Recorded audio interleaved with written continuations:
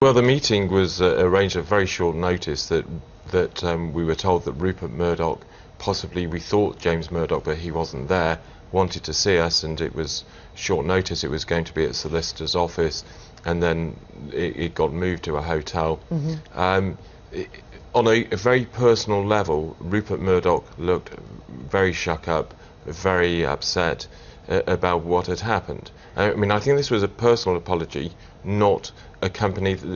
One has to remember the Dowler family lost their daughter, and she was murdered. Millie was murdered in a very, awful way, and it's taken 9 years, and the family's been through this, and through a murder trial, and then to go through this. What could Rupert Murdoch do but say sorry and but be visibly shaken?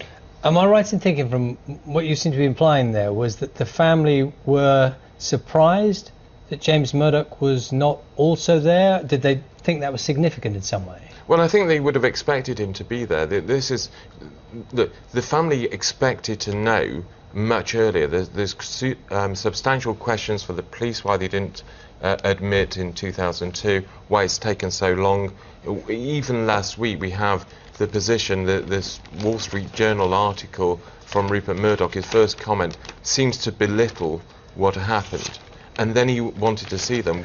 It was felt, I think, by the family that this was going to be a wider section of the Murdoch family, not just Rupert Murdoch personally, but so the fact that James Murdoch wasn't there was a surprising feature of the meeting.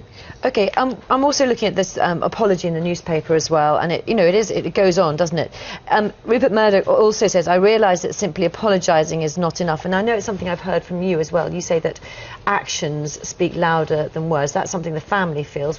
What would they like to see then? What's the ultimate for them?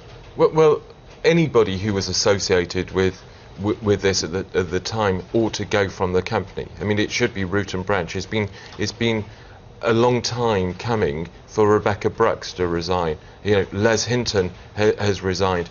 James Murdoch has to take some responsibility. He was there at the time. He signed a cheque. The cheque either covered up or he didn't know what he was signing, and there's a question on that.